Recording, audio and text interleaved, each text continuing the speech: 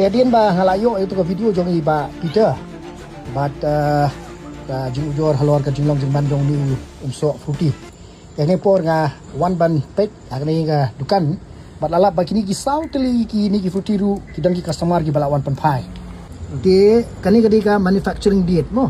But kani kadika date of expiry. Khatlai tarik ubnai September 2018. Tek baham tu. August 2018 ni ru balak du. Ni song thmai menta bai bai dang su sei na kanika paket hang ni na sunduk hang ne na kani te hang ne pat ngilap ka date of manufacturing ka day ar penyo tarik ubnai March 2018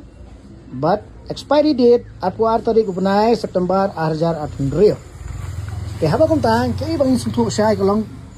kam prepare kani day tang si benai jongka production but kani hau benai February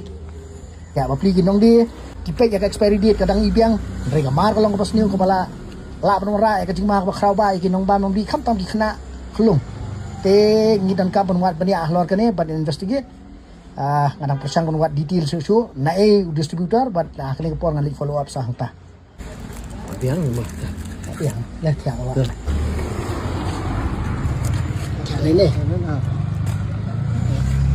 betul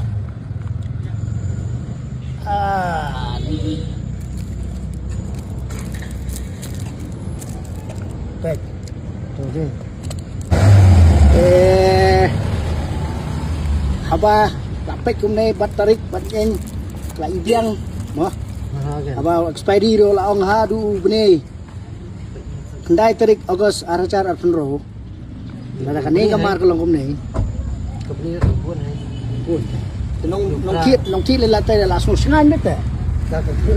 dera ni sedih na mai ni na dah Husiar ho do da Husiar haba ya ba di da ya pek kena bat da so fair te ka bahaba ya kirkat bala mandi kan te alor kan ikeng jiang halawan ya kendu ye kong DBS mukim ibadai deputy commissioner enforcement jongka commissionerate of food safety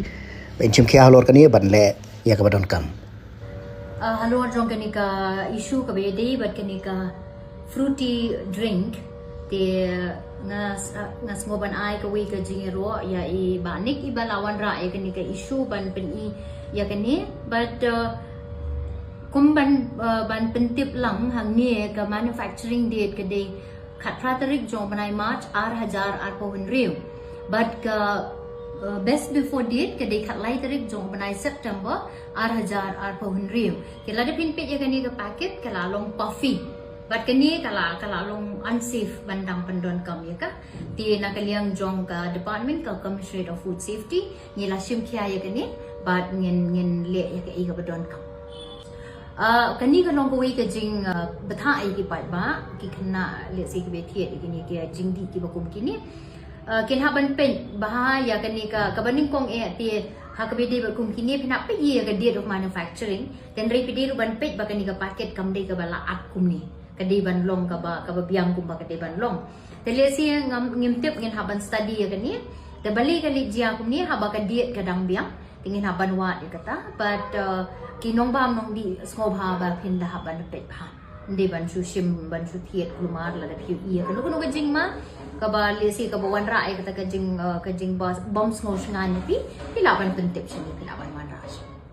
kuble